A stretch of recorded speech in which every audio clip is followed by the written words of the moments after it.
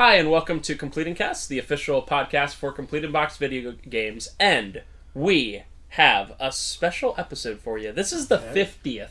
50th? Wait, hold on. Can you believe it? Can you believe it? Can you believe it? We're here. It's 50. We've done 50 of these. It's taken literally years because I think I did like 10 of them like rather quickly, like over a span of a couple months, and then like didn't do any for a while, right. And then averaged like one a month for a while. But now we're just banging them out. Like this is where we see the hundreds coming up, and like that means a lot. Right, and, so it means going for it. You know what they always say, that when they say when you start a podcast, if they say that, you know, with the store, they say, you know, if you hit a year, it means you made it, or if you hit 2 or 3 years, you made it. Well, if you hit 100 episodes of your podcast, you made 100 episodes of your podcast. What? That's what you did. What if I've been on 3 podcasts that reached 100 episodes and they are all defunct? I guess if I get to 100 and then still make one every year where I'm like, hey, best of 2019, like I guess it still counts, till right? Death. Like one of the years till death. Oh, we did it. So the best games, the best VR. I hate all these new games. You gotta install the chip in your brain, and I don't wanna. I want to talk about the best Sega Saturn from 1990. All right, so listen. What we're doing is a special one this time. We've done a lot of video game reviews. There's 19 so far. And each time we look at different aspects of the game because, you know, you can have a game where one aspect, like the gameplay, is incredible, but everything else is honestly rather terrible. It can be bad graphics, bad sound, bad story. And I'm a big fan of games that have very good stories, but end up having very bad gameplay. Right. And the reverse is true, where you can have a game that's got something amazing in every category, except one category just is awful. Yep. Yeah, I mean, we've had ones before where we're like, it was pretty fun, it was good, and I don't ever want to replay it. Right. Like, and it just happened. So, what we're doing, this is called 50 for 50. We are, me and Parker, looking at some of our prime examples of the 6 categories and some of the grade C meat that you get in elementary school back in the early 90s when you forget your lunch money and they give you something. The mystery meat.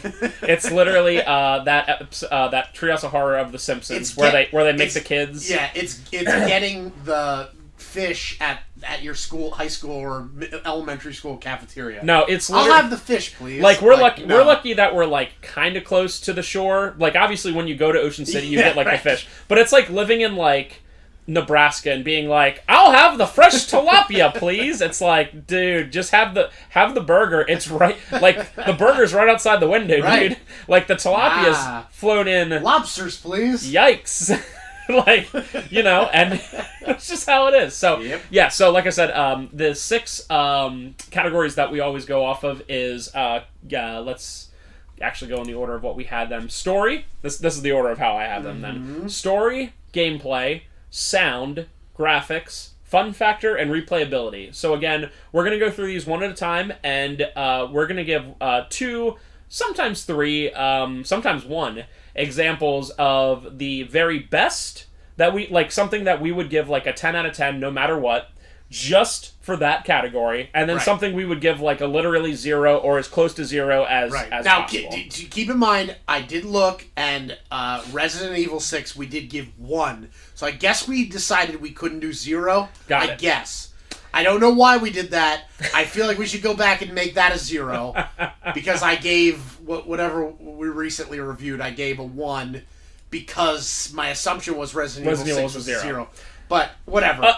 Basically, it's the bottom. Assume that these are as close to 0 as you get. Now, each time we get to one of these subcategories, I'm going to give like small addendums. There's a lot of low-hanging fruit in the video game world. So when we talk about the worst story, you know, there's a lot of games that don't have stories, and there's a lot of games that are like Mary, Kate, and Ashley Mystery Mall. Like that's very low-hanging fruit. It's people expect it to be bad. This is stuff. When we're talking about a lot of the worst, this is stuff that you expect, honestly, to be at least average, if not good, and ends up being truly terrible. So again, there's not going to be like I could literally just rummage through our Game Boy Advance section at the store and be like, Barney, you know, Mary Kate and Ashley. It's low-hanging fruit. It's no fun. So with that being said, let's go ahead and start. So Parker, I'll let you start with the first one, and then I'll start with the second category. Then, so this is story. Best story. Best story. All right. So for my bests in best story, I have a couple. Psychonauts, that is up there with some of the best storytelling ever. There's a lot about the game that's not absolute perfection, but the story is just out of this world. So if you don't know anything about it, you're basically like a psychologist going into people's brains and helping them figure out what their problem is. But just as an example of how amazing they world build, you go into this one guy's head and there's this whole you're playing through this whole storyline of he's a matador and there's a bull that's chasing him and there's the girl that he's trying to get, and you keep delving in deeper, and then you find out that he was the nerdy kid at a high school whose mascot was the Bulls, and the high school quarterback got the girl that he always wanted, and so he made this whole persona of being a matador and the bull being the quarterback, and you break this thing down as you go through this thing, and there's so many more like that where you just go into somebody's head and they've created some crazy psychological whatever, and you just slowly piece it together what's going on, and it's just so well done, and the story the way it gets presented to you is just wonderful, and I love that. Grim Fandango is another one. LucasArts adventure game, but the storyline itself is just great. You're play a detective who's Day of the Dead type skeleton, and you're trying to figure out stuff about the afterlife, and it's just firing on all cylinders, LucasArts, and it's just a really good theme, and all the characters are great.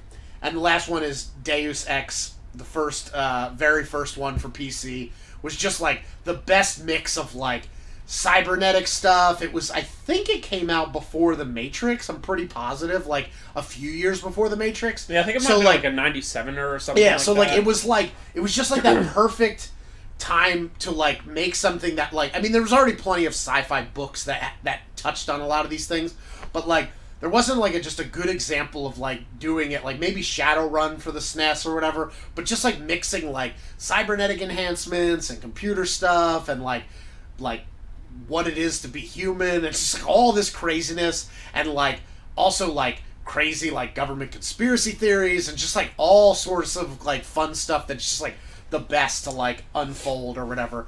And so that was definitely, those three are my best stories. That Deus Ex is definitely one that's on my list to do eventually. It's a shame clearly what the series has become. Yeah. Just based off what I hear. Yeah, I for mean, the newer ones. It's not as good, but that first one is just the best. But yeah. But the other ones I think are still good, even some of the newer ones, but that first one, you just can't beat it, and it's just wonderful. So I have two for my best stories. Again, this is, we're trimming. I wrote down 5 for each of my categories, but then I trimmed it down to 2. So this is definitely trimmed, and it's tough.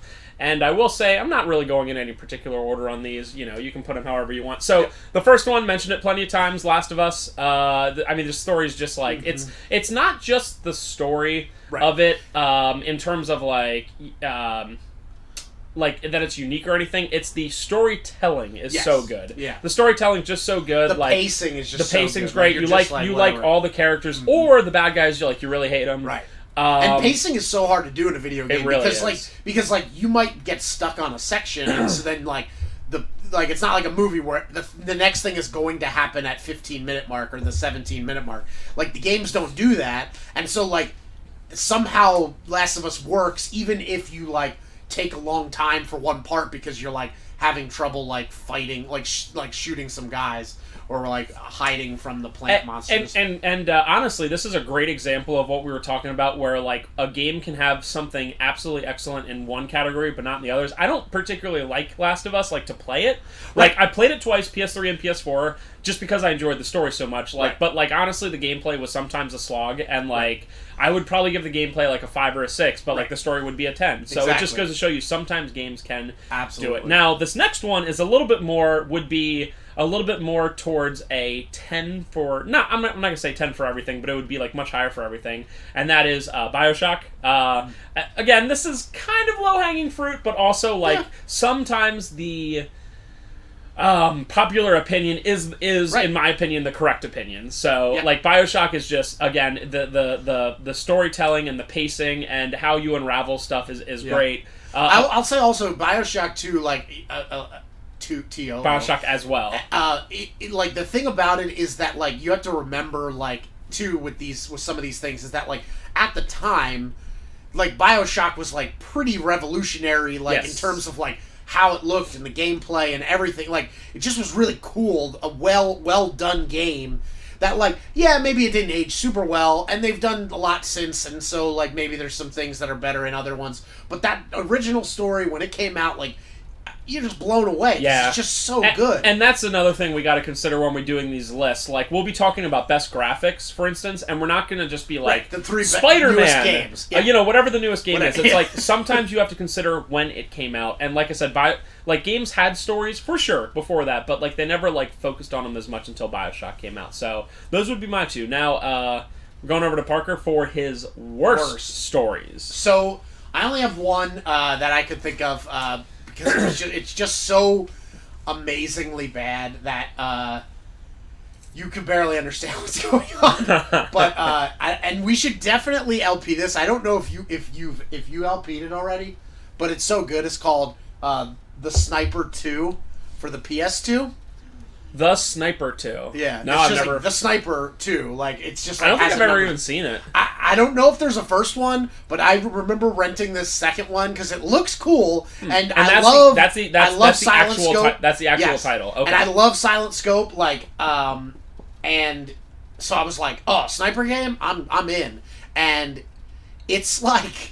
I don't even know how to describe it, but like you could barely understand like whether you're a good guy or bad guy, who the characters, how they're related to you, but like stuff keeps happening. Like you're like, you gotta shoot this, and then it just goes to a mission and you shoot somebody and the people move really funny, and then all of a sudden like there's this like funny character that like is like tooling around with you like a Chris Tucker type sidekick, and he'll like make these quips, and then you're like, who's that guy? What is he doing? And you're just driving, and like the animation's awful. It's just all around really bad. But like, I just remember like being like, "What am I playing?"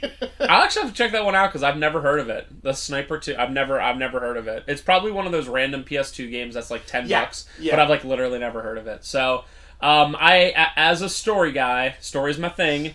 I have a couple. The first one is a particular dagger to my heart. It is Indigo Prophecy for the PS2. And so, again, just so we're clear, there are worse, like, stories of, like, small-budget garbage games. Like, I'm never gonna, like, deny that. But Quantic Dreams and Indigo Prophecy is a game that is literally just the story. That's all it is. Right. There is very little else. And Indigo Prophecy, the other thing that makes it so bad is it starts out so good. Like it's one of those you really should try. It's only like $10-15. Like it's really a game you should try, but the first half is so it leads you to believe that like all this like kind of like crazy stuff is happening, and like you're like, "Whoa, I can't believe this." And then there's it's like someone took the string and just unraveled the sweater in like 1 second. It's the quickest I've seen a story go from okay to wow. Like usually like stories kind of devolve. Like we just played this well you'll see in our next in our next episode we played a game that kind of unraveled a little, but this one literally it's like someone just took the record off the player and just threw it against the wall. There is one moment, anyone who's played this game, there is one singular moment. Should I say it, or should I leave it as a thing for people who haven't played it? I think you can say it. So you're like this just normal guy throughout the entire game, kind of like going against like the fact that he like is doing all this stuff against his will, and then about halfway 2/3 through the game, there's this particular scene where all of a sudden it Hancocks you. And by that I mean all of a sudden you have superpowers. Yeah. And it's but like Hancock I watched in the theaters for some reason. I don't know why. That's and like weird. Yeah, it's weird, right? Like I don't see a lot of movies in theaters. I mean I was younger, didn't have kids and whatever, but like and like I remember being like, the movie's pretty good. And then all of a sudden like you find out that like I think it was the point where like his wife is like alive and also a superhero. Like it was some specific moment where you're like, well, Like literally, like if it was free, you would walk out, right? And that's what this is. It's like so unbelievably horrible that like once you figure out that you have superpowers and you're just like, it's like one scene where all of a sudden you're like flying around outside, like fighting all these bad guys, and I was like, pass. Like I finished, of course, but like everything after you do that, you can't do anything else. It's like you can't do it. It's just impossible. And my second one is a little bit of a cop out, but it is also true to fiction. Originally, I wrote down all Kingdom Hearts games after 1. I'm just gonna say all Kingdom Hearts games. They're just like if it would have stopped. And it's so promising. If it would have stopped at 1, I would have been like, problem. Okay. Right. But like 2, once they involve the guys in the robes and the order or whatever they're called, it's so confusing and like. You can love Kingdom Hearts because of like the gameplay and because of the customization and the characters and whatever, but like it's a mess. Like, and the fact that like they expect you to play all these side stories and stuff. Like I had this one argument with a former coworker when Dead Space 2 came out. I forget if I ever told you this. I mean, it's a minor thing, but like Dead Space 2 came out and I finished it, and he loves Dead Space, right? And I got to this when I finished it, I was like, I got this question. I forget what it was, but I was like, I have this like major plot question, and the guy was like, oh, well, that was explained in the book. You gotta read the book. Yeah. And I was like, no, the book is separate. The book is a separate thing that can add to it. That's what Star Wars did for such a long time. Right. Well, you didn't have to know about Dash Rendar and all this other stuff. But if you wanted to, you could be like, oh, cool. But it was a major plot point that was explained in the book. Wow. Wrong. So again, like the Kingdom Hearts series is a mess for story. Like I cannot fathom how 3 will make it not a mess. I haven't played any since 2, and there's like 6 games since then, and they all have increasingly confusing prequels and sequels and storylines. It's a mess. So that's our story. That's our worst story. Fight me on Kingdom Hearts. I'm not saying it's a bad game. I'm saying the stories are a mess, and any standard person will agree with that. So heading over to gameplay, Parker, start with your best gameplay. All right. So for gameplay, best gameplay, I have a few. Portal, absolutely just incredible. Especially when I played it. Like I went to a friend's house and he was. Chris Park, friend of the store, friend of the show, he was like, you gotta play this game. Like, I just went over his house to hang out, and he was like, you gotta play this game. I sit down, and he's just like, just play it. And, like, I proceeded to sit there, like, and he didn't, like, help me, like, except for, like, maybe, like, give me a hint at one point in one of the missions. But I literally sat there and played through the entire game. From start to finish, it took, it doesn't take very long. It's not a crazy long, it's not like something insane. But like the way that the portals worked and the way they explain it to you and you learn how to use the portals is just like one of the greatest gameplay experiences you can ever have, because it's just like you just are slowly like learning these skills, and then you like realize what you can do with them when you do things like put a portal on the ground and you jump down into it, and then like the momentum of you falling, but then now you come out and you can like shoot yourself up on things or fly up over top of pits, and like you're just like, oh my gosh, and you play through this whole thing and it's just like great, and then all of a sudden like they're gonna like kill you at the end, like spoiler alert if you haven't played it in a long time, and you realize that you can like portal your way out of this situation, and then all of a sudden you're behind the scenes, and like you play a second game where you're like going through the whole complex you just went through, but like behind the scenes, and meanwhile you're being hounded by GLaDOS the whole time, and it's just like such a great experience of like figuring out how to play it and like using all the skills to like get to the end. And then the best part is then like you go online and watch people play the levels like perfectly, like, or like without glitches, I should say. Like when it's glitches, it just looks crazy too. But when they play it perfectly without glitches, you're like, I didn't even know you could do that, and you're just like blown away again.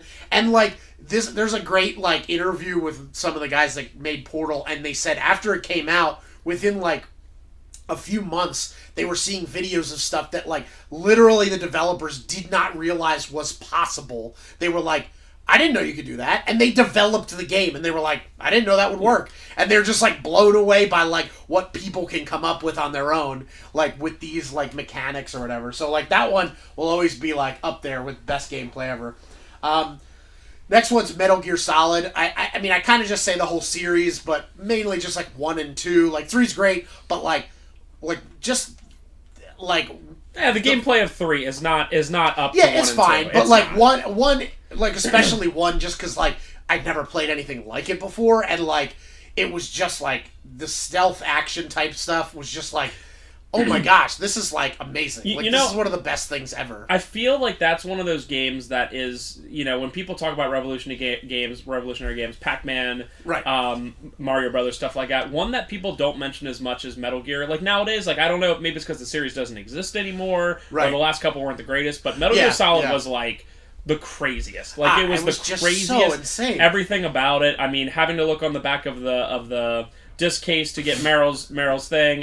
You like Castlevania, don't you? It's ridiculous. The Psycho Mantis, and you like plug in the second player controller. Just like all sorts of stuff that like really like went and it was carried through to the second one as well, where there was like, they were like showing footage from like the NES game, like what in like the later part of the game. You're just, what is happening? Like the story is all over the place, but the gameplay was always just like dead on with the stealth stuff, and like all the things you could do to get through situations was just like really cool. Because once you learned how to like do something, you could you could run around and kill everybody, or you could like run around and like put them to sleep, or you could literally hide from them, or you could be under a box, or you could do this, or you could do that. You get in a box and get on a truck and you'll get delivered to the other location. Just like all sorts of craziness that you're just like, this is awesome. Like this is just such a cool game. And then the last one I'll say is Doom for gameplay. Pretty much all of them. Specifically for me, the newest one, just because it was just so fun and new. But like all of them just have like equally good gameplay. Like they're just fun to play, and the gameplay itself, even though it's pretty simple, it's just first person shooter, you would think, but like they just do it so perfectly. They don't mess up any little detail, and you just feel so satisfying playing it. And it's just like that's just like wonderful for me. So those are my best for gameplay. Yeah, I mean, I know Ben would agree on Doom all day. We wouldn't be able to finish this podcast because he would. Yeah. All right. So heading into my best gameplay, we're gonna. So there's 3 genres I really like a lot: horror, platformers, and 3D action RPG games. And no horror games have good gameplay. So click that off. Like the one that I considered and got to my top 5 is Resident Evil 4, but it's not truly a horror game. But it is and that's not mine. Like I said, that one didn't make the list. But so I didn't even have to think about horror, because there's no horror game that I'd be like, oh, there's really good gameplay. Like it's like the best gameplay. So what I would consider to be the best platformer game of all time, and I know Trevor would agree on this as well, Mega Man X1. It's like. It's hard to explain. So it takes the original Mega Mans, but it adds just the right amount of speed. If you compare it later to X2 and X3, X2 and X3 have more going on, but that's not necessarily a good thing. X2 and X3, you get like ultra powerful by the end, and you have all these crazy like triple jumps and all this kind of stuff. But I feel like Mega Man X1 has like the just kind of like, I always say Spyro 1 is my favorite because it has the perfect amount of stuff to collect. It's not like, oh, but did you also get these? Did you also get these 1,000 eggs? You know what I mean? It's just the sweet spot of it's the sweet spot, the perfect, and like, it's an excellent. It didn't make the list, so I can say this. It was a top 5 on soundtrack. I mean, it's just excellent. It's just one you can play over and over again and not be like, this game again. So my best platformer ever, and my favorite action adventure RPG game is Brave Fencer Musashi in terms of gameplay. It was a 3D PS1 game that didn't suck, which is, like, it's the albatross in the room, Brave Fencer Musashi is, like, amazing all around, but the gameplay especially shines because it's an action RPG game that, like, has a little bit more of the action than the RPG, but it works, and, like, every way you go about stuff is different. You get just enough equipment, you get just enough abilities. It's just... Again, it's just one of those you could play. I know this isn't replayability, but because the gameplay is so good, over and over and over again. Mm-hmm. So, heading over to Parker's worst gameplay. Again, just want to make sure we're clear here. There's plenty a billion bad games. Absolutely. You could. I mean, Big Rigs Trucking, that PC game that like is barely finished, very low hanging fruit. Right. Like everyone in the world would pick a game that's unfinished or some nasty indie title. So we try to pick stuff that like got a major release or you would think would be okay. Right. Or and also like in my case it was like something that there's a little bit of a story to or whatever. Or so for me is like Pit Fighter for the Super Nintendo. Okay. Yeah. That's I literally rode my bike to the rental store. I paid with my own allowance money. I was like all excited. I mowed the lawn. I got some money from my dad. I'm like, I'm going to rent a game. What am I going to rent? There's this game. It's a fighting game. It looks cool. There's like cool looking like fighting on the front. Back looks pretty good. But because it like looked good. Like it looked like good like Mortal Kombat like level of graphics, which at the time was like really amazing. So I was like, okay, this is going to be great. And it is like literally unplayable. The gameplay itself, you can't even tell like it's almost how to punch or fight. It's almost like a movie game, but it was too early to be a movie game. Yeah, way too. And like you couldn't figure out what you're supposed to be doing, and it was just so frustrating. And like that was one of those times where like as a kid to learn like, oh, like there will be horrible things in this world, and like I have to learn to deal with this. So that one was definitely up there for me. And then the other one is Bubsy 3D. Because it's just so... It wants to be a platformer. It wants to be like, do cool stuff with 3D. And it is like, I can't tell what's happening. I don't know. You just die at some point and you don't quite know what happened. And meanwhile, Bubsy's just like talking to you the whole time. And you're just like, I don't get what's happening. Very, very... frustrating experience from a gameplay point of view because you want to like it. I guess like when it first came out, like I liked the side-scrolling Bubsy games. Like I don't. Is there one on 3DO or is it? No, that's it was just SNES and Genesis. Right. So I played this. I played it on the SNES, and then I remember playing like some other ones, and like it was just like, okay, this will be cool. It's 3D, like, and I like this character, and it's just a nightmare. Like, it's just so bad. So, yeah, that one was definitely in my worst, but that's it for me for worst. So, heading over to my gameplay worst, I was going to save this for a second, but I too had Bubsy 3D. There you go. Because it really is genre-defyingly bad. Yes. It was the perfect mixture of really annoying, really bad controls. It came out at that very... I'm going to say unfortunate time. So, the worst... Let's just go ahead and say this right now. The worst time in video game history, and, Mario RPG and Mega Man X and Earthbound, they all came out during this time period. But, overall, the worst time period for video games is 94 to 97. Because games did not know what they were at that time. I'm not saying there weren't good games. There were great games. Right. But, overall, there was so much fluff and nastiness. Yeah. It was when... full motion video games. It wasn't quite when they started. That was more like 92, 93, but it was when they were going strong. Everyone hates FMV games. Right. It was when you had the most failed systems of any time period. You had the 3DO, you had the CDI, you had the Sega CD, you had the Atari Jaguar. I mean, look at any other period of time with the exception of maybe the first generation with all these Atari knockoffs. Right. And you will not find... The Nintendo Virtual Boy, you will not find... and I know I'm missing some here as well. Philips CDI, I think I mentioned that. Yeah. Even technically, the Neo Geo in its own way was a failure, at least sales wise. Right. Everything except for Sony, Sega Saturn was a failure in terms of selling. So it was the worst period of time, and unfortunately, Bubsy 3D came out in like 95, 96 when it was just, they were starting into 3D games, and that was not a smooth transition. Nope. So you could probably put like any of hundreds of early 3D games here, but Bubsy 3D makes it on the list because it is particularly annoying, and it is particularly bad, and it's just so unbelievably bad to play. It's just truly deserves to be on any top 10 list. My second one is, you got to look this one up on YouTube to quite understand what I'm talking about. It's a TurboGrafx game, TurboGrafx 16, called China Warrior. It is a side-scrolling beat-em-up.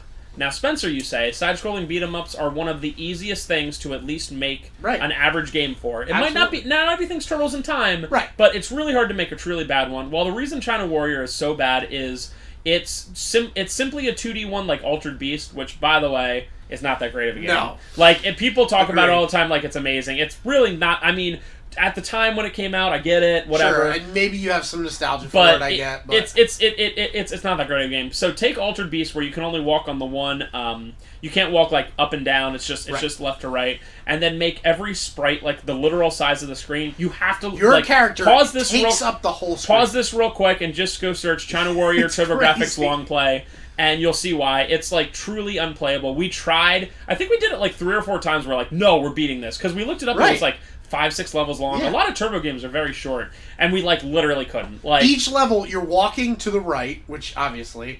But the only thing that you encounter is, like, these weirdly hooded figures who do nothing but immediately die.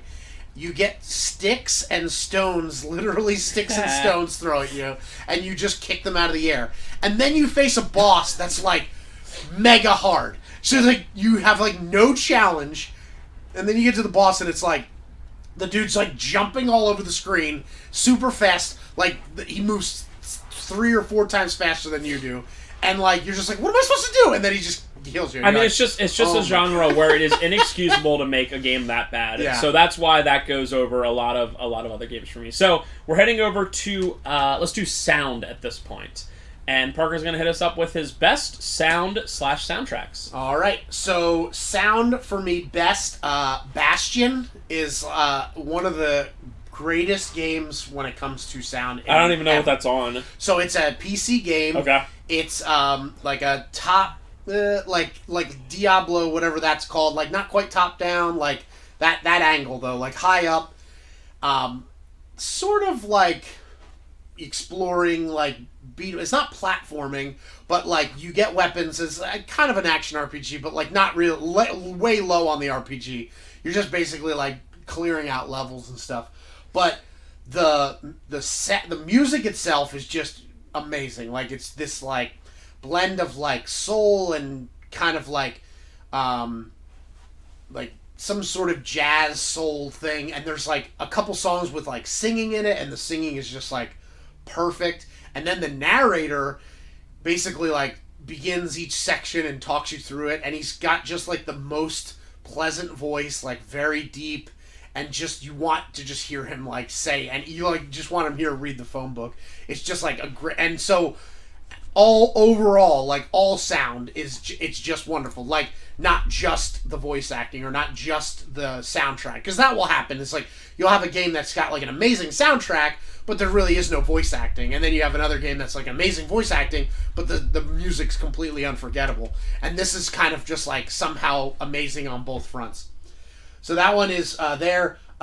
Portal shows up again because the voice acting in it is just like it's just so spot on perfect. Like the voice acting itself's great, but like the writing is just like so good. The way they like and like the way the timing is with a lot of the quips that come out of GLaDOS and stuff is just like perfect.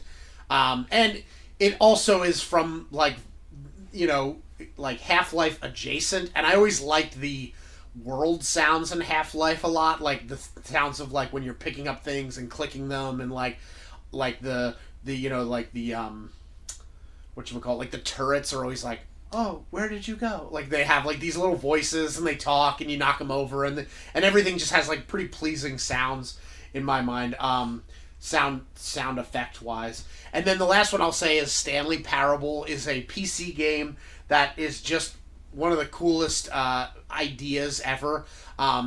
Basically, it's first person, and like I won't spoil it because I feel like people should play this, but it'll just give you an idea of what it is. You are in first person, and you just like the game starts, and you're like in an office, and there's this narrator who's just saying like basically like, you know, Stanley was this boring guy and had a boring job and blah, blah, blah. And you're just like, okay. And you're like looking around, and the narrator, as you like move through the office, because like no one's around, you start moving through the office and you're like confused. And the narrator is like kind of telling you what's going on. And then you reach this point where you see 2 doors, and then it's like Stanley went into the door on the right. And then all of a sudden you're like, the narrator just told me what I'm about to do, but like you suddenly have a choice, and you go, and so depending on what you do, like some people might just go to the door on the right because you're like, oh, the guy's telling me what to do, but you could just go into the door on the left, and all of a sudden the narrator like starts like saying like, oh, well, you know, Stanley decided that he wanted to do something different for a change, and the game suddenly starts taking on this thing where you realize you're like fighting with the narrator, and it's just so well done. But the guy doing the voice is just perfect, and you just like you become this like companion to him throughout this game, and it's just wonderful. So those are my best examples of sound for me. So heading into mine real quick, we're gonna go with one that might not be on a lot of people's list. It's Mario Tennis for the N64. Fantastic soundtrack, very light and airy, but at the same time, you wouldn't think that a game like that changes music so often, but like depending on where you are at like in the match, like if it's like match point or game point, it like there are some tracks that are like very like hardcore. So I just like the main theme and all that. Like I said, light and airy is at least 50% of it, and it's so nice. Like a lot of the N64 Mario games, like Mario Party and stuff like that, had great soundtracks, but Mario Tennis is the best. You gotta check it out. If you just search Mario Tennis soundtrack, you can listen to the whole 50-minute thing. It is totally worth it. I have it on at the store all the time, and once in a while, like people will be like, "What's this?" And I'm like, "Mario Tennis for N64." Like it's one of those where you're like, "What? Really?" And it's like, "Yep, Mario Tennis," because you never were playing. You were playing the game, or you heard Mario going Yahoo, Yahoo. You know, right. There's a lot of sound effects. So unless you listen to the soundtrack separately, you're like, "Oh." My second one is Castlevania 2, and this is another amazing example of how one thing can be amazing and the rest can be not as great. Castlevania 2 is a mess, but the soundtrack is so good. It's the first time that any Castlevania game has bloody tears. You know, that's the famous right Castlevania theme. The music at night, the music, it's so good. Every single track is good. The track when you're in the forest, just every single thing. There's only like 8 or 10 tracks, but every single one is amazing. And the third one, I'm actually surprised you didn't put this one on. It's Katamari Damacy. Yeah, one that would be like my third. The problem is when I knew you were gonna do soundtrack like focused. So I kind of went with the like a lot more of the like voice acting side of it. I was trying to think because it's tough. Because it is like it's two. Yeah. They're both kind of separate, and it is hard to find a game that does both really well. I was trying to figure out ones that do both, and a lot of the ones that I like, where I'm like, I really like the voice actor. Like you don't remember the music. Yeah, you don't remember the completely music. Forgettable. So Katamari's is like every music, single track I still listen to is that. specifically so made for that game. Yep. I've listened to the second and third game, and they're just not quite as catchy for me as the first one. Something about that first one is just just perfect. so good. And like, every track is just so good. Even though it's like Japanese and like, you know, there might be a language barrier, you can tell they don't take themselves seriously, and it's just great. Again, all three of these soundtracks I mentioned, the Castlevania 2 one you can listen to in like 7 minutes.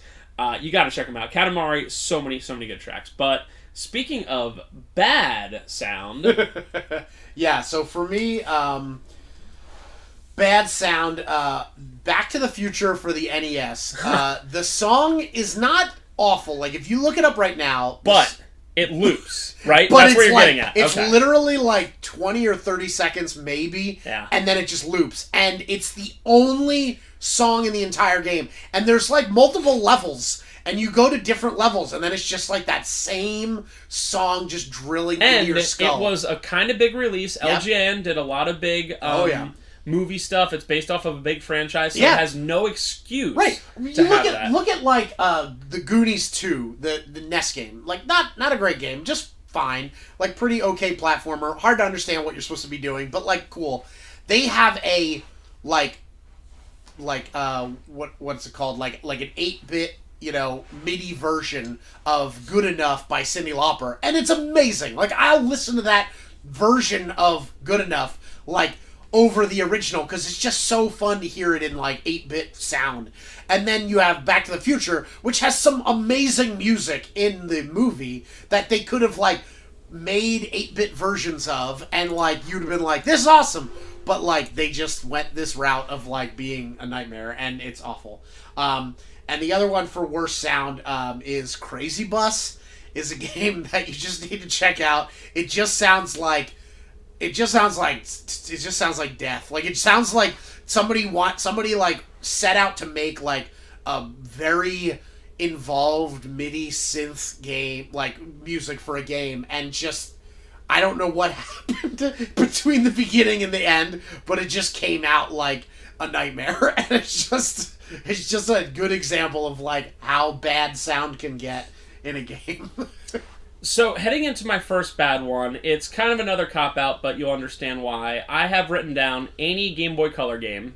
Now, God bless them when they were working on that. The Game Boy Color, like, does not have the capacity for great sound. However, Tetris, which was the very first game to ever come out, has fine sound. Pokemon Gold and Silver has fine sound. Link's Awakening has fine sound. It's tough to do, and when you do it right, it really, like, you can listen to it and be whatever, but, like, any really good soundtrack on the Game Boy Color is going to be instantly very bad, and the special thing about the Game Boy and the Game Boy Color is if you do the music bad, it has that tendency to instantly give you headaches. Right. Like, you can have a bad game, a bad sound in, like, an NES game, and you're like, okay, but, like, there's something about the pitches are higher on the Game Boy and the Game Boy Color, so, like, you know, insert any... I'm not talking about, like, this, like, the worst of the worst games, but there's a lot of like decent AA, AAA titles. Like I'll go at the store and try to find soundtracks to add to our list to play in store. We like to play video game soundtracks a lot, and I'll like kind of like browse through. I'll be like,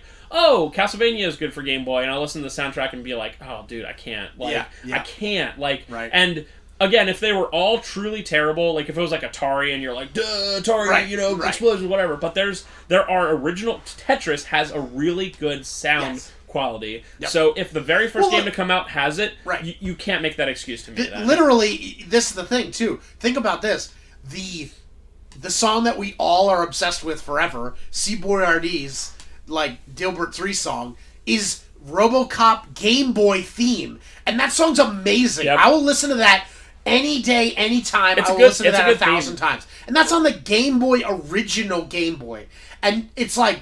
Nobody has an excuse to not make a good song if that song exists on the Game Boy. But, like, every Game Boy game should have great music, and it doesn't. Nope. And truly, it's worse on the Game Boy Color than your standard. So, my all-time worst soundtrack of all time is Resident Evil Director's Cut. And there's a very specific reason for that one. The original Resident Evil is a very scary, very ominous, like, soundtrack. There are a lot of different versions of the game, so if you play either the original, like, long box Resident Evil for the PS1, or just the standard... I'm sorry, I said this incorrectly. Or the standard Director's Cut, you'll be okay. The soundtrack's alright. It's the greatest hits version of the Director's Cut that has a very specific soundtrack. Now, why they changed it only for the greatest hits, I will never know. I don't know. Maybe they lost the rights. I don't know if somehow? they lost the rights or whatever, but, like, they took... So the original... I actually have an example for once that we're actually going to play some music on here real quick, because I really, really have to explain the difference on here. So here's the first mansion. Here's the mansion basement when you're playing Resident Evil, the original one.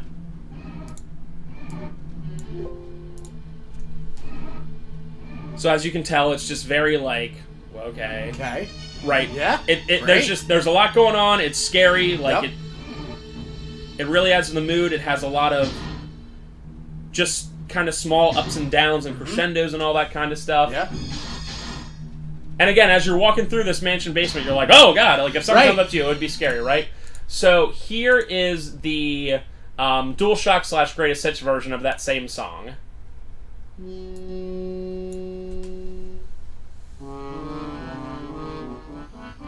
What? You didn't know this?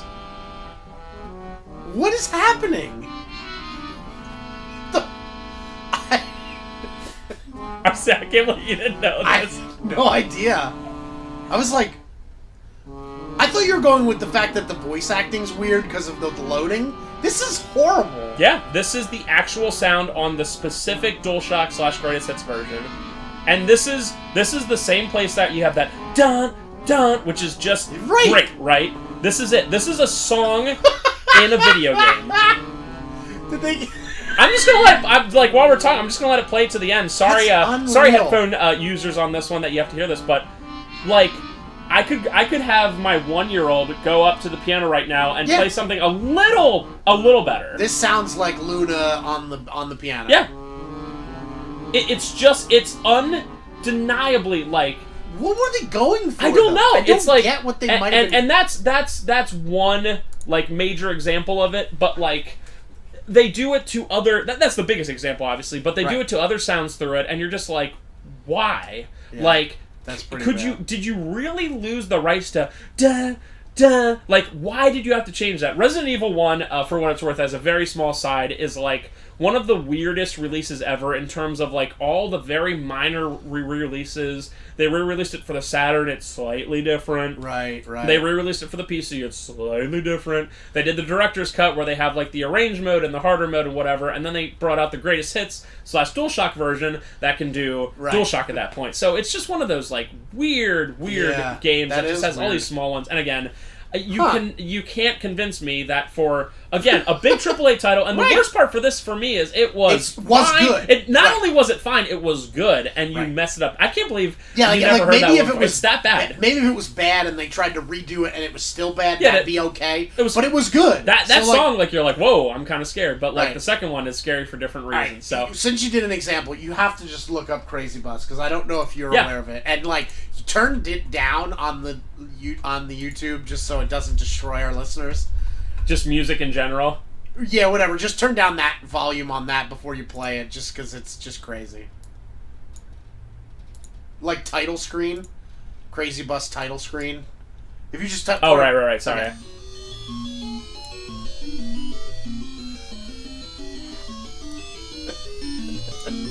Oh yeah. I don't think I've heard of this before. It's so ridiculous. Like I think that's all we have to hear, right? Right. Is there anything else we have to hear from that? No, it just keeps going. And you're like, am I gonna die? I mean, if you played that when like Leatherface was following you, I would be like, wow, I'm super scared. Alright, so those are truly two terrible versions. Anyway, go ahead with we're talking about best graphics at this point. And again, one more thing to mention, as we mentioned before, we're not talking specifically about the prettiest. A lot of it has to do with the time period. Yeah, I'll say for me though, mine worked out that way just because they're the two that I like and played recently and was wowed by the most. But yeah, like there were a few like third and fourth place were definitely ones that were like blew me away at the time, but you know maybe not so much now. So first for me is Detroit Become Human. Just it was one of the prettiest games I played in a long time. To the point where I like made Pamela sit down and play it through like the detective missions with me just because she loves like police procedurals, and like she was just like, this is what games look like? This is insane. Like she was like blown away because the cool thing was like, you know, for people like Pamela and like I also played when I was at Thanksgiving with my parents, I played it for them like to play through like the first scenario, and like you know, the last game my parents played was probably like, I don't know, like I think my mom might have played like Tetris or something like way back on the NES, like, you know, like I definitely remember getting the PS2 and playing like Metal Gear Solid 2 at the time and being like, look how good this looks, because that was a good looking game. That's at the nice, time. honey. And like it was just like, oh yeah, cool, like it looks cool. And then like playing this, they were just like, what? Like they were like, is this real? Like is this a movie? I'm like, no, I'm controlling the character. It's like, what? Having played that game, definitely the mocap and how they move is like a truer level of realism than any other game I've seen. Yeah, it's like the way that the expressions go, it's the nuts. Talking to each other, like it's just really, really well done, and in a way that like really somehow. I mean, there's a few moments, as there will always be with these kind of things, but there's so few like what they call the uncanny valley. Like if you watch like Polar Express, like that Robert Zemeckis film with like Tom Hanks, there's this thing where like all the characters, even though they look good in terms of like it looks like well done, there's this thing where everybody looks dead or soulless. Whenever they try to make CG look too real, it hits this wall, and there's this uncanny valley, they call it, where it just doesn't look right, but you can't quite tell why. Everything might be perfect, but there's something about it that you're like, nah, something's not quite right. And like, I don't know if it's because they like, did it a lot better with like picking actors that are like that exist and then map them perfectly. I don't know what it is, but it somehow works in Detroit for me, and it makes me go that within like 5 years it's just going to be out of control, because like this game's amazing, and like imagining where I was 5 years ago to this, like 5 years from now, it's just going to be ridiculous. And then the other one for me is Witcher 3, The Wild Hunt, is just like a beautiful game. Like I played Oblivion, and played a bit of Skyrim, and I played a bunch of other like fantasy-esque games like Dragon Age and stuff, and like they're good, and like I remember thinking Oblivion looked cool at the time or whatever, but looking at it now you're like, how did I ever think this game looked good? But The Witcher 3 is just like stunning, like, and it's crazy because like people are freaking out about like Red Dead, the newest Red Dead, and like I admittedly the newest Red Dead looks amazing, like some of the sweeping landscapes, but like The Witcher 3 like has been doing this for like a long time, and they've been doing it really well. Like there might be some weird glitches now and again, but like the models and stuff just look wonderful as you're running through and doing all these battles. The way they like whatever like level of zooming in they chose, it was just the perfect amount where it just looks perfect from the distance that they chose, and everything's just spot on. And I can't get enough of like how that game looks. Like I'll still be wowed by certain parts just because it just looks so good. But yeah, those for me are my best graphics. So I prefer like art style over, I guess, substance. Right. So my first one is Zelda Wind Waker. It was the first major one that really did the cell shading, and I miss cell shading. It was a good time. Yeah, that was a good couple years. Absolutely. There's something about that absolute style that just is so fluid and smooth, and yeah. I would take, like, if Detroit Become Human could look like that and they wouldn't have to take 10 years to come out with it, I'd be fine with that. Yeah, that's true. Yeah, I just love art style. As a quick aside, I was always on the side of liking how it looked, because that was a big thing. If you're old like us, that was a big thing when that game came out. Like, I remember sitting at lunch in like high school, and half of the table was like, it looks terrible, and half was like, no, it looks good, I like it, I like the change. And now, of course, revisionist history, everyone likes it, everyone's always liked it, everyone's always liked the GameCube. That's not true. A lot of people did not like the GameCube, or only did it for Smash Brothers and Mario Kart, but now it's GameCube's best system. Wrong. Get out of here. My second one is, again, this, a lot of it has to do when the game came out. The very best looking 8-bit game by far is Little Samson, which is a game made by, I want to say, I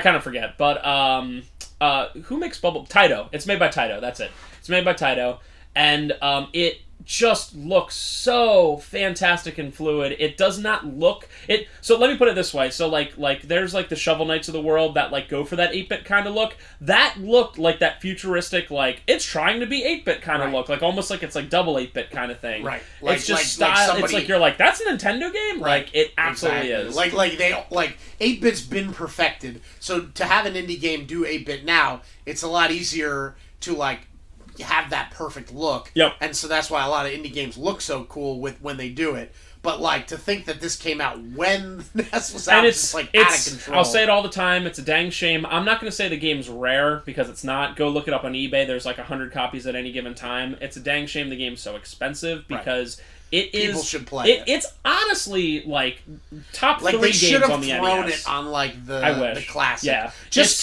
to make people be. It's almost like a Mega Man kind of thing going on, where you have the different bosses and the abilities, but it's so fluid and so fun, and it's just such a good game. Mm-hmm. I have my own conspiracy theories on the fact that game is actually not rare, and people just like game stores, not us, and like resellers and stuff, just hoard it, and and just all of a sudden it's like, oh, this game's rare. Like there was this one guy I'm decently close with at the people store. do that with Magic the Gathering cards, where they'll like buy out a card and then they just can set the price to whatever they want. Yep, and he was talking to one guy at like Too Many Games or something like that, and the guy was like, do you have Little Samson? And like the guy got to the point where he was like, I have like 40 of them. Like just over the years, like you get them, and then like you'll sell like one every 6 months. And look at that, the price went up $50, $100. Okay, whatever. I'll put another one out. So it's literally like not rare. Like it can't be rare if a single like guy out there has like 40. Exactly. And it's just I wish that people could play it. So heading over to the worst graphics. All right, for me, Daikatana.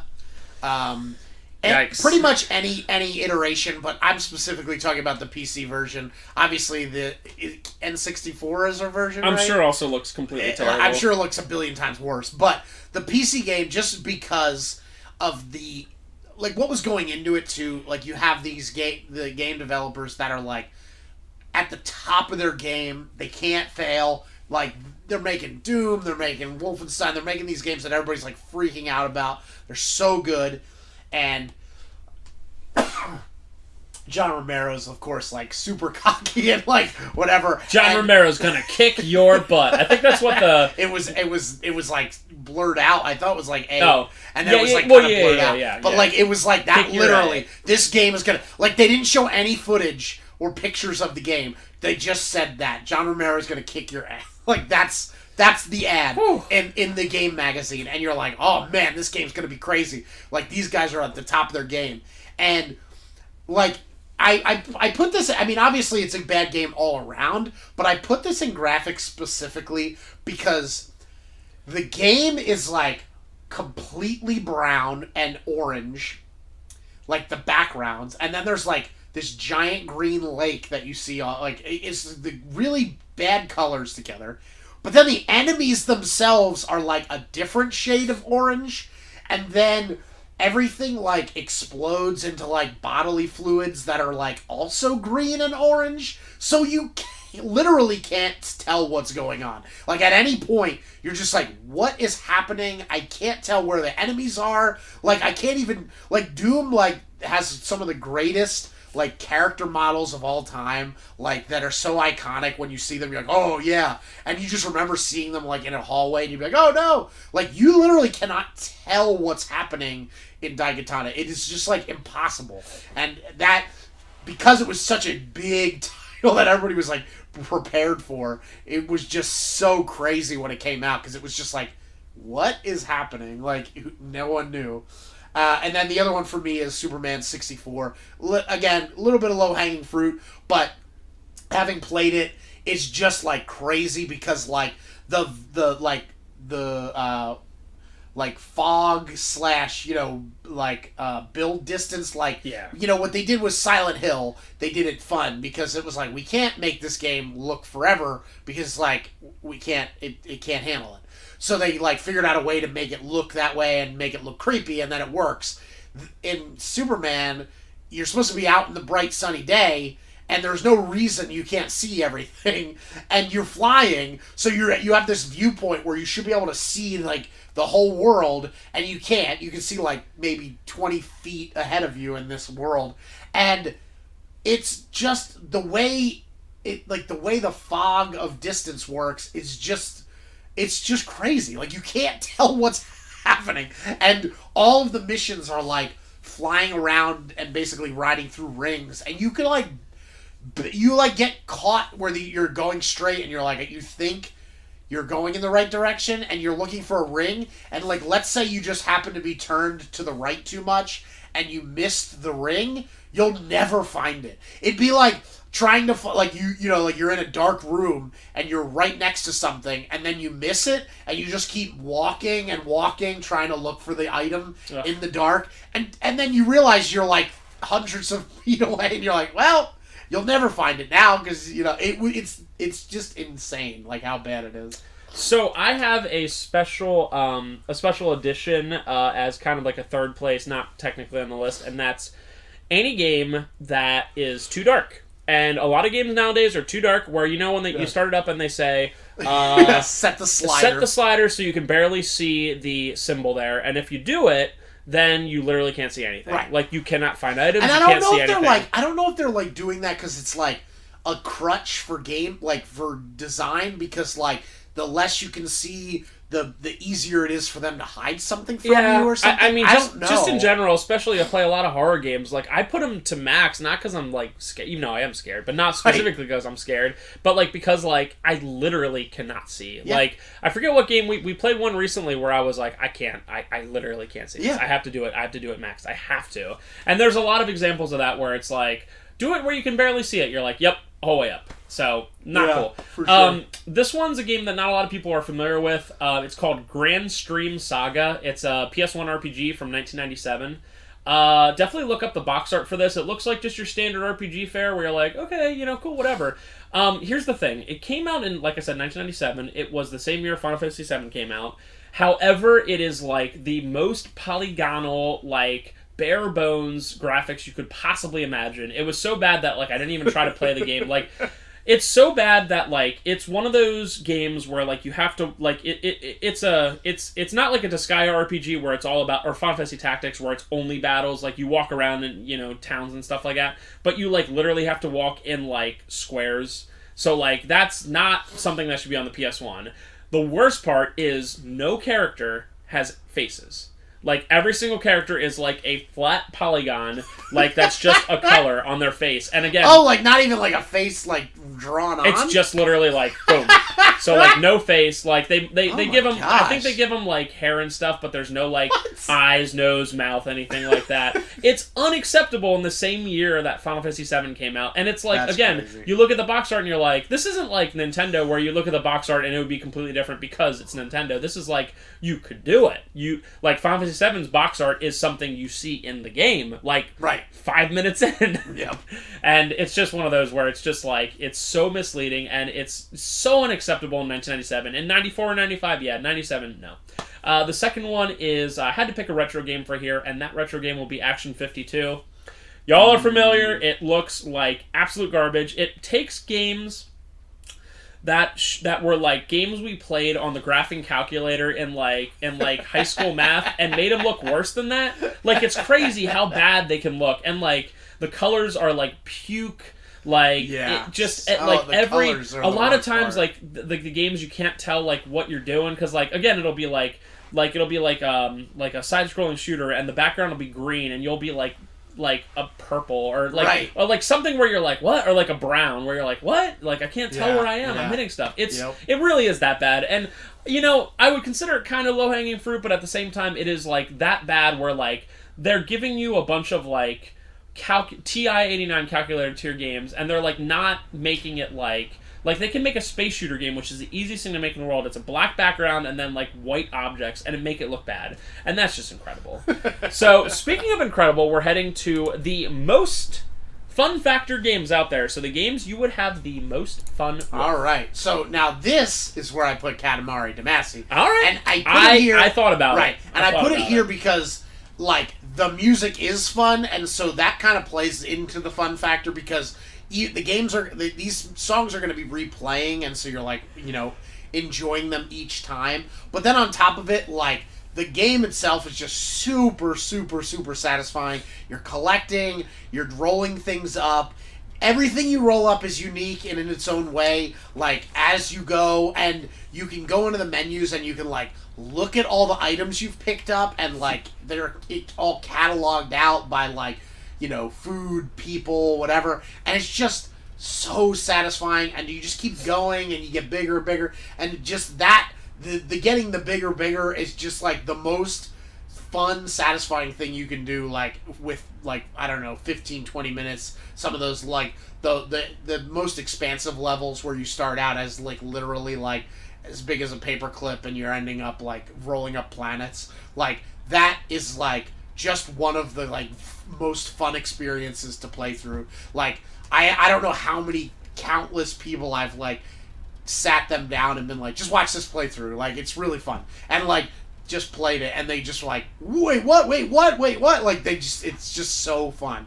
And, like, obviously the controls are a little bit to get used to, like, you know, but once you master them, like, over the course of a couple levels, the fun factor is just great. Like, turning and spinning and doing everything with the 2 sticks is just super satisfying. You don't have to, like, mess with any of the other buttons per se, except to move the camera. You can just kind of, like, mess with those 2 joysticks, and, like, that's really fun, because, like, so many games relied on just buttons, and you really, the analog sticks are kind of an afterthought of just, like, moving around, and you just kind of, like, forget that you're using the 2 analog sticks. But then, like, in this game, you're, like, using them in conjunction with each other in a way that you, like, are paying attention, and it's really, really fun. And then the other one for me is Burnout. Kind of the whole series, but in particular, I think it was, like, Burnout 3, I think, was, like, the one where they, like... was the big one, yeah. Which one? 3. 3. Yeah. And that one was the one where they kind of had the sweet spot of everything. But, like, the music's great, the racing is great, but then on top of it, this mechanic of, like, getting into wrecks to, like, get extra boosts is so satisfying, and causing wrecks, and it just... They figured out a way to make... Like, I hate racing games with a passion. Like, I have no patience to just, like, drive around a track to get a better score. Like, that is just does not interest me. You need to bring something else to the table. And there's been a few racing games that have been able to do it, like Wave Race or something. I remember playing that a bunch, and that was pretty fun. Music was good, and, like, the controls were fun, so it was okay. But even that, like, I couldn't play it for very long. But, like, Burnout 3, I could literally just play for hours and hours, because, like, adding that mechanic of just, like, causing wrecks and, like, getting boosts out of it was just, like, what took me over the edge. Because, like, the most frustrating thing is, like, driving in a racing game, and you, like, hit the wall, and you're on, like, the 3rd lap of 5 laps, and you're like, I gotta just start over, I'm never catching up, and you don't want to play anymore. But, like, Burnout 3, like, undoes that, because, like, if you wreck, you can figure out a way to do it to get yourself boosted, and it's just, like, I love it. It's just so innovative, and the fun factor was just, like, firing on all cylinders, no pun intended. Heading into my best, most fun games, the first one is a direct clone of another one. It's Pokemon Puzzle League for the N64, which is a direct clone of Tetris Attack, which is Tetris. Pokemon Puzzle League is a fancy version of Tetris. It has 2 different modes. It has 2D mode, which is Tetris, but, like, the essentially the blocks are already, like, there for you, and you just kind of have to use your cursor to go around and kind of, like, flip them to get 3, 4, 5 in a row, and it's very easy. And I'll say it's not Tetris, though. Yeah. Because I cannot play Pokemon Puzzle League. I get so frustrated and angry because I play alongside you or Trev, and it's like... It's just like a child playing football with, like, a pro football player. Well, yeah, and it's just like you just feel like, what am I not getting? So, I'm so bad at this. A little bit of it goes that I'm not saying in the world or even in the city of Ephrata, but I am the second best person I've ever met at this game, and for a long time I had it as the challenge at the store, and I beat, like, 29 out of 30 people. The one guy is a little bit better than me, but it's, like, very close. So anyway, it's just one of those where, like, the bricks are already there, but you move them around, and, like, you try to combo them up and everything, almost like a mixture of kind of like a Tetris and a Wario's Woods kind of thing, but It's so fast and it's so good. There's a 3D mode, which is insanity. It's like you're looking at a cylinder, and then you, like, move the cylinder around. It's radius. Yeah, it's real fun. And yeah.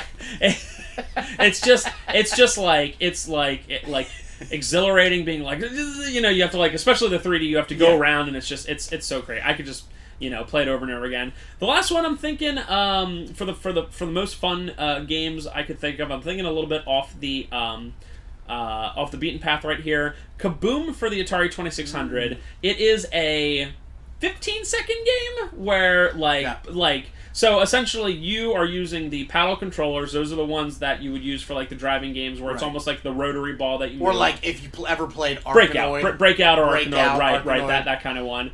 And it's just, there's a robber on the top of the screen dropping down bombs, and you have 3 baskets that are, like, slightly separated from each other, and you just Nothing happens until you press the fire button, and it starts to drop them, and you just move around and you catch them. But it gets instantly faster, and it's one of those games where, like, if you are quick between rounds, like, it'll take you, like, maybe a minute, maybe 2 minutes, but it's one of those where it's, like, so crazy exhilarating, and even for a game that simple, there are, like, many kind of, like, advanced strats that you just kind of figure out over time. Like, you get a new... you can't ever have more than 3 baskets, but you get a new basket at 3,000 points, I think, or 1,000 points. So you, like, drop one on purpose right before 1,000, and then right before 4,000. You try to keep going. At the end, like, if you watch a high-level player playing this, like, at the end, it's crazy.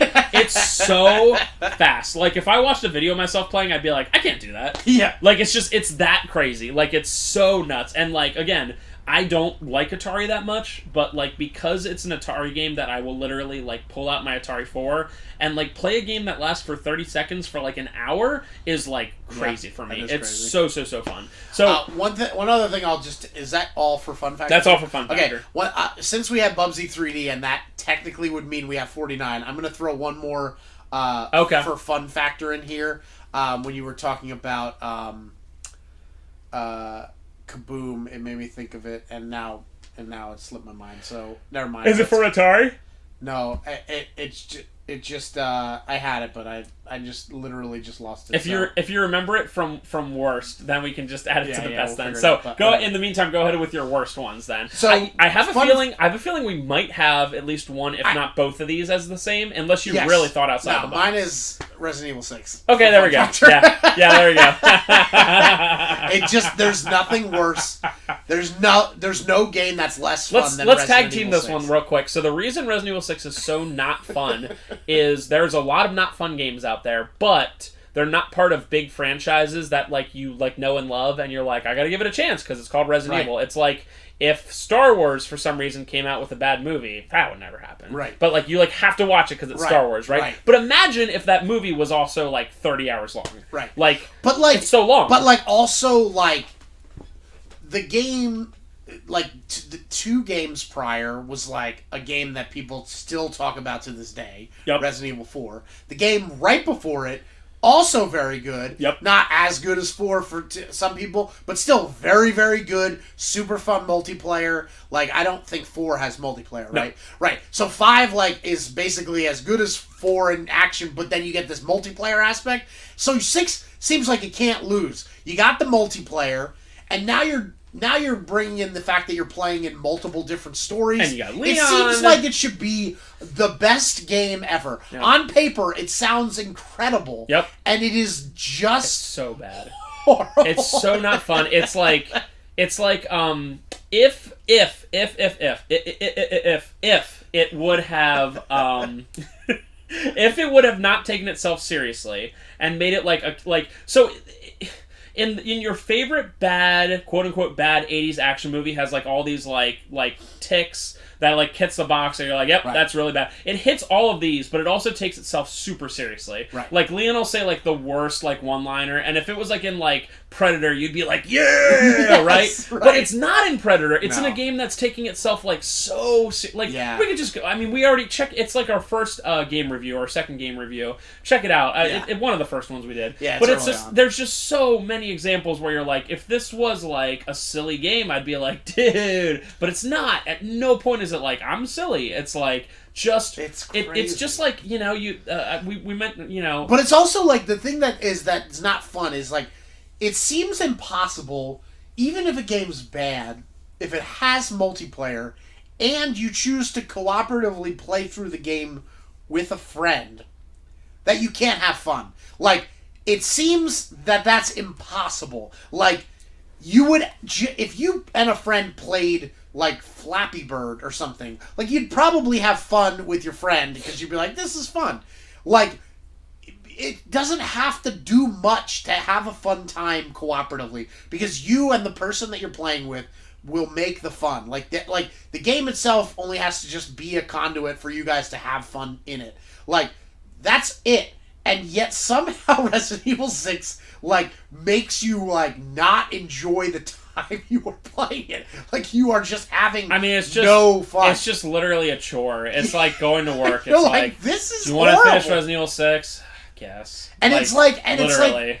It's not because like I guess because it's a game maybe is the problem, because like if it's a movie, you and your friend can make fun of it, right? And you can sit there and you can like make one-liners and whatever, and you mystery also science a movie's going to be over in 2.5, 3 hours. Absolutely. Not 40. Yeah, exactly. 30. That's the 20. that's the key. Like obviously, if you that's a really good point, because like if you watch Mystery Science Theater or whatever, one of the top episodes that everybody always references, Manos Hand of Fate, is like a great episode, but even the episode of MS-33K where they're making fun of it is hard to get through because the movie's so bad and it's pretty long. Like it's like 2 hours, 2.5 hours or something. Yeah. So imagine that times 15. Yeah.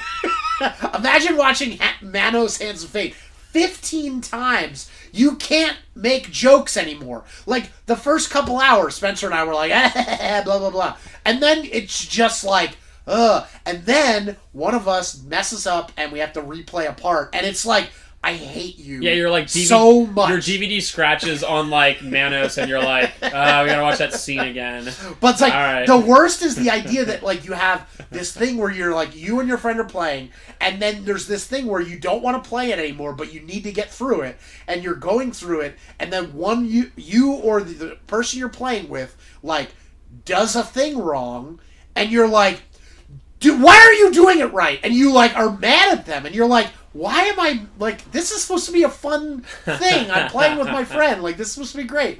And you're, like, literally angry at your friend because they, like, didn't shoot that zombie and it attacked you and now you're dead and you have to replay the part. And you're like, just do your job! And you're just getting mad at each other as the game progresses.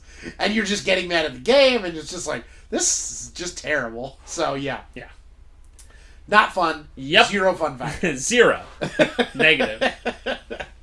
All right, that's it. That's the only. So I have one more that actually I'm surprised you didn't put on it, but you didn't technically play it, and that's Clock Tower 2. Yeah. I mean, that's true. That would be on there, but it's so unfun. Yeah. Like Clock Tower. We've said this over and over again. Clock Tower and a lot of horror games are flawed games, yes. but you get through it because the story or whatever, right. And all that kind of stuff. So what I'll say about Clock Tower 2 from my point of view, the thing, and this is why I'm saying when you compare it to a movie is different. My experience with Clock Tower 2 is like helping read through the FAQ and watching you play it. And so, from the outsider's point of view, it's fun to make fun of and laugh at, right? If I was the one holding the controller, I would be having anti-fun. But, like, being outside of it and watching you play it and making fun of it is super fun. Like, I can't deny that. It is very fun. I mean, having a game where, like, the choices you make affect stuff is fun, but having a game where, like, making one small, tiny move in, like, the first hour and a half, like, you just, like, die and it's game over. like, literally, like, the ending of the game. But, like, literally, like opening a drawer. Yeah. Do you know what I mean? Like, something like that where you're like, there's no reason. I mean, imagine if you played Myst and it was like, nope, you checked that painting, bad ending now, like, and that's what it is. It's just so, like, it's like, yeah, like, you can look at it and be like, oh, it's fun to make fun of, but it's like, do you ever want to play it? Ever. As far as playing it, like, zero fun. Your character walks so slow. Everything is so slow. Everything is slow. Also, a special mention to any game that has unskippable cutscenes automatically goes down like 2 or 3 points. Yeah. I just thought about that because this has unskippable cutscenes. So a game that would be a 2 that has unskippable cutscenes, all 0. Zip. All right, heading over to the best replayability games possible. All right. In the 4, Tetris. Yes. For me, number 1 with a bullet is Tetris. For the NES specifically, I mean, I'll play any version of Tetris, but the Tetris for the NES is just perfection, in my opinion. Like, the original arcade is fine, but it's, it's a little bit too, like, clunky. And then fast forwarding to, like, the newest Tetrises are, like, I don't like the sliding the piece around, like, extra stuff that they have now. So the NES for me was just that sweet spot of just, like, it's just the right amount of, like, play on the pieces, but not but not and not so clunky and not so like freeform where you're like sliding the pieces all over the place. And it just I can literally play that game forever and I'll never not play it. It's just my favorite NES game by far. Then the other one I'll say, I brought this up when we did our comfy games. Two Dots. It's a mobile game, and I have literally probably sunk like 1,000 hours into this game. I have been playing it since I got a smartphone. So I mean, we're talking like, I don't know, 4 or 5 years. I don't know how long I've had a smartphone, but like I've literally just been playing Two Dots, and I can't foresee a time when I will not play the game when I have like a free moment or if I'm in the bathroom or whatever. Like I'm playing Two Dots. If I'm doing anything, if I'm watching a TV show that I only need to slightly pay attention to, I'm playing Two Dots. Like it is taken over my life. So that far up replayability. And then the other one I'll throw out there is The Division. We'll have to see how Division 2 goes when it comes out. But The Division for me was like obviously like a lot of people. I came into it very late when the game was actually good. The game was like anti-good for a very long time, like years.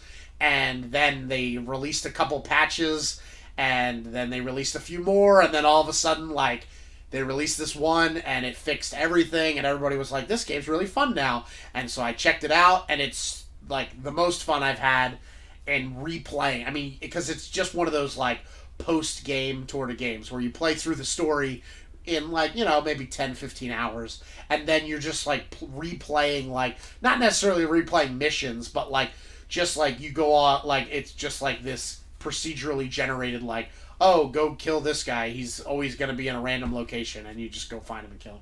And it's just gonna, you just play that over and over and over and over and over, and like you're collecting guns that have like a .01 difference from the gun you have, and you like are actually interested and in getting it. Like it's just that like level, like Diablo 3 type thing, Diablo 2, and it's just, for me, it's just perfect. Like the look of it's great, the design of it's great, like, but the characters, the models, like the way everything works is just excellent. And I'll replay that game like as much as possible. I imagine at some point people will start dropping out of it because The Division 2 came out, and who knows, maybe I'll have to wait 2 or 3 years until I can play Division 2. But yeah, so that one up there is for replayability. So I guess one of yours. Can you guess one of my best replayability games? If not, no big deal. I'm gonna guess Super Mario RPG. I honestly thought about it. Okay. It was like 3 or 4. So right. I tried with my list to not. So this is kind of a funny aside. When I originally did it, I had Mario RPG on every single list. I had it on every. I mean, it's an amazing story. It's amazing gameplay. It's amazing soundtrack. Yes. It's every single thing about it is amazing. I would just give it pure 10s. But then I took it off every single one because I was like, too easy. Yeah. Too easy to just be like, by the way, Mario RPG. So you put it on none? I put it on none because it's that good that like it doesn't even need to be said. Gotcha. Like it's one of those things. It doesn't need to be said. So my first one is a Super Nintendo game, however. And it is a multiplayer game where you go against each other. It's very... Oh, I thought of my Fun Factor one. Just throwing it in there. Oh, throw it. Do it. Yep. The thing that Michael Kenny, friend of the show, friend of the store, Windjammers. That game is so fun. Windjammers is like... the most fun you can have in like... It's like Pong. It's like Pong on crack. It's like Pong, but with like Frisbee disc kind of game. Like it's half so beach volleyball, yep. Like if you ever played any of those SNES or SNES games, and also Pong, and it's just super, super, super fun. And that's a good game to play against other people. You get super hype, super fun. It really, you have like sort of a special move, but not quite. Very, very fun. Well, I mean, you almost hit on my first one. I mean, Michael Kenny is also synonymous with "Welcome to NBA Jam Jam Jam." Yeah, it's so replayable, absolutely, right? Like it's just like. Yeah. Now I'll be a little specific and say Tournament Edition Super Nintendo. Yes. The Genesis version isn't quite as good, and arcade version is good, but not my cup of tea. Right. But it's just, I mean, it's so good, and a lot of the reason it's really replayable is. the rubber banding effect with it. Yes. Once you go ahead by a certain amount of points, you will like literally not score again. Yep. Like you can just stand there and just try to dunk it and it will not go in. Like once you get above 20, 25 points ahead, and then on the other side, when the person's losing by like 10, 15, 20, and it goes in. And that's half the reason why it's super fun, because you're never like, oh, I lost by 50. Like I'm very good at GM, but I've never like beaten someone by like 40 points or 50 points, because it's like impossible. It just doesn't happen. Nope. So it's so replayable at any time. It's been out for 25 years. You know, absolutely. It doesn't even have Michael Jordan, and it's that replayable. No, somehow it doesn't have Michael Jordan, and it's a good basketball game from that era. Yeah, it's crazy. Like, that's insane. The second one we have played on like literally every possible system that it came out for, and that's Soul Calibur 2. You gotta have a fighting game when it comes to the most replayable games. It's like my favorite fighting game. It's like the matches are like 10 seconds long. Like, even if you're good, and at a point we were like pretty dang good, but it's like there's enough characters and there's enough like no characters really like don't use them, you know, kind of thing. Like no one's like really crazy like that. And especially for the GameCube one, or like say the console one in general, the Dungeon Master thing you can go through over and over again. It's a game that if you're like, what do we play? You know, you have like some friends over, and you know they like fighting games. You're like, Soul Cal 2, and like everyone will know it and be like, yep, let's go. Yeah. So we're gonna head over to our very last subject, which is the worst replayable games. For me, is Resident Evil 6. I will never play that game again. I mean, there's no reason to. I have no hankering at all. 100%. Yeah. It's not fun. And I'll never play it again. So both of mine are similar type of games, but like when there's a story game, a game based heavily, you know where I'm going with this already. When there's a game based heavily on story, but you don't end up having a lot of options, and it doesn't end up being interesting to do again, it's like, what's the point of me ever playing any Telltale game again? Yep. So there's like, I actually put this to the test, because I played Walking Dead Season 1, and I enjoyed it, and then we were coming back from a long trip with our friend George, who has been on the show before, and he was like trying to like platinum Walking Dead, and all you really had to do, on the Vita, so we were driving, all you really had to do was just play the game. And you weren't driving it. Yeah, I was not driving. Yes, I was not driving. So it was like an 8-hour, 10-hour trip, so like literally it was that, or like listen to a podcast. So we did it. You know, we it was pretty. I mean, I had fun just because it was like we're playing in the car, and we had it like plugged into the speakers. Right, and that so was we cool, could all right? listen That was to the cool. story as it goes. But like just even doing their what a lot of people would consider one of their 2 or 3 best games again, it was like no reason to do it, because I would make like all these like dumb choices on purpose, and like nothing would matter. And that's just we will likely talk about it in a future episode if you check out episode 51. Yep. But it's the Telltale effect, where like nothing ever matters, you know, except for in the very end where you make one choice, and there's just no, like, I loved Wolf Among Us, and I have no desire to play it again, ever. The second one is a pretty similar game. That would be Heavy Rain.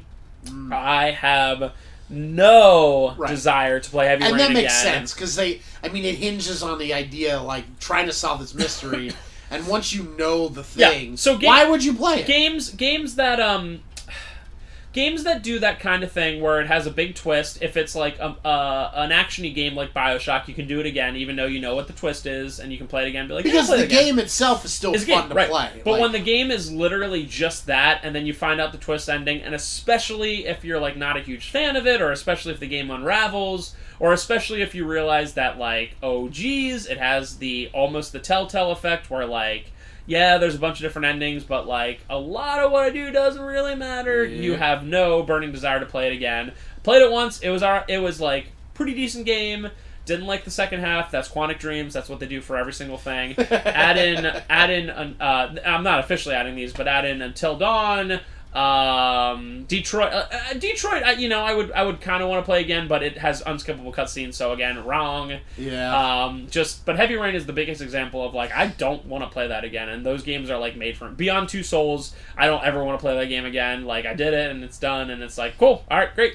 And then like that's the game that if you're like, what's the other ending, and instead of like doing it again, you just YouTube it. Yeah. You're like, I'll just read about it. Cool. I almost put Life is Strange Before the Storm, but we talked about that one enough. Yeah. And yeah, and I think notice any game that has heavy story with unskippable cutscenes, you're like, pass. Yeah, Pass. but the thing is, like, even then, like, even some of those, like, I put in the thing where it was like, if somebody was like, I really wanted to see that game, but I'm terrible at games, would you play it and I could watch you? Yeah. Like, I would say yes to almost all those games, even though, like, they are, like, even though I've already know what's going to happen, whatever. I'd still play through Heavy Rain if I was playing with somebody that was, like, super interested in it and wanted to watch the story.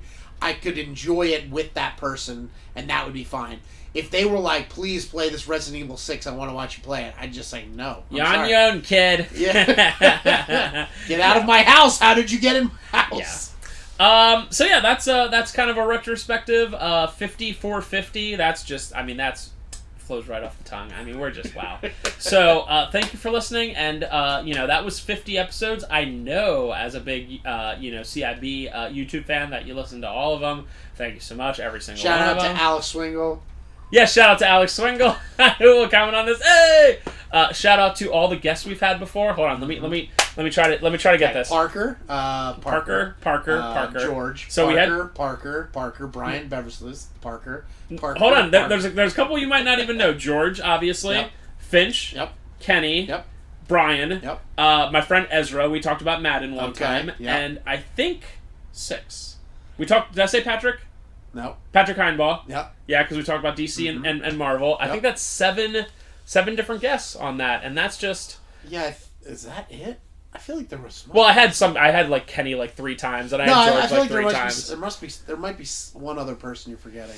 Maybe someday if I'm desperate enough, Tyler. He's always like, have me on for a podcast. I'm like, what? What about Dark Souls? Yeah. Okay, that's where I sit quiet at the mic for 30 minutes while he goes, yeah, so Praise the Sun, Dark Souls, Bloodborne. But yeah, thank you to all our guests and everything. That's 50. Can you believe it? Can you believe it? Can you believe it? For 50. And here's to 50 or maybe 49 and here's more. To 10 more. Hey, that's cheers. I mean, you know what? Let's say here's to one. At least one more. Here's that to we at have least one recorded more already. Oh yeah, here's to maybe 2 more.